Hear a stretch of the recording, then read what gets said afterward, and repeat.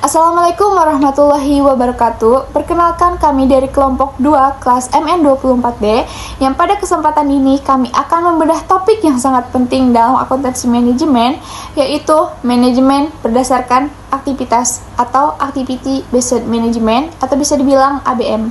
Baik, langsung saja kita masuk ke pembahasan yang pertama, yaitu di sini ada definisi ABM. Nah, ABM adalah pendekatan sistem yang terintegrasi di mana manajemen memfokuskan perhatiannya pada aktivitas-aktivitas perusahaan. Nah, tujuannya itu ada dua. Yang pertama, meningkatkan nilai yang diterima pelanggan, dan yang kedua, memaksimalkan laba dari nilai tersebut.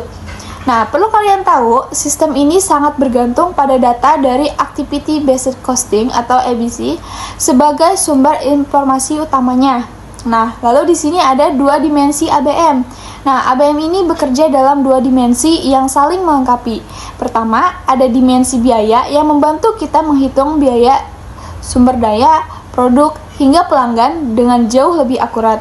Yang kedua, ada dimensi proses yang menganalisis mengapa suatu aktivitas dilakukan dan seberapa layak kinerjanya.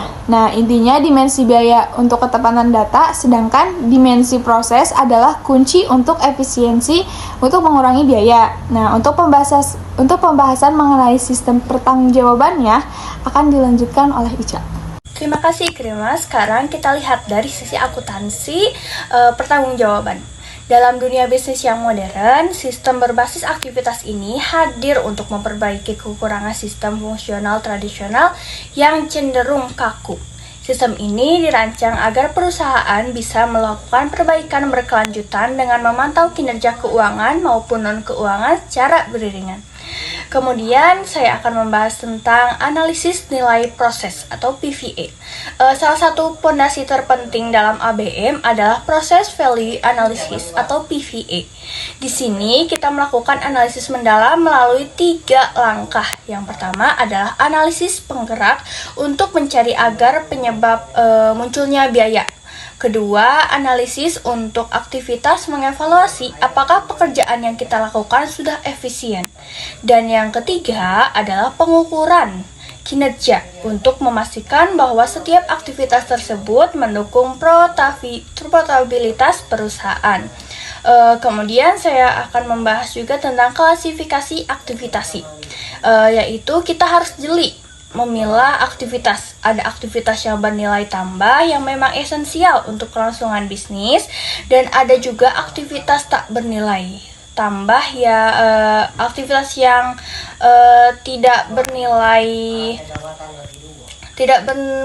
tambah yang sebenarnya adalah pemborosan, seperti memperbaiki produk cacat atau penyimpanan gudang yang terlalu lama.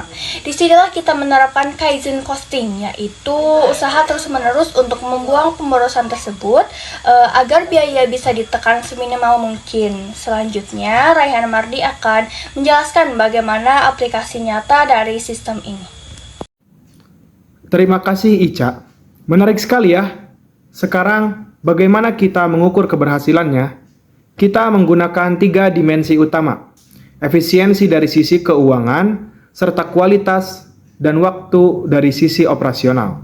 Kita tidak hanya melihat keuntungan semata, tapi juga seberapa cepat dan seberapa baik produk sampai ke tangan konsumen.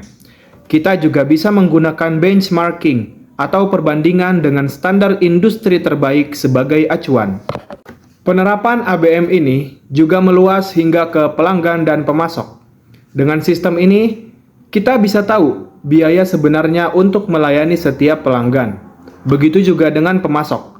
Kita tidak hanya melihat harga beli yang murah, tapi juga memperhitungkan biaya terkait keterlambatan pengiriman atau kualitas komponen yang buruk. Jadi, keputusan yang diambil manajemen bisa jauh lebih strategis. Namun, kita juga harus realistis. Implementasi ABM bisa saja gagal. Faktor utamanya biasanya adalah kurangnya dukungan dari manajemen puncak, adanya resistensi atau penolakan dari karyawan terhadap sistem baru, hingga kurangnya keahlian dalam mengelola informasi aktivitas tersebut. Jadi, dukungan seluruh elemen perusahaan sangatlah penting.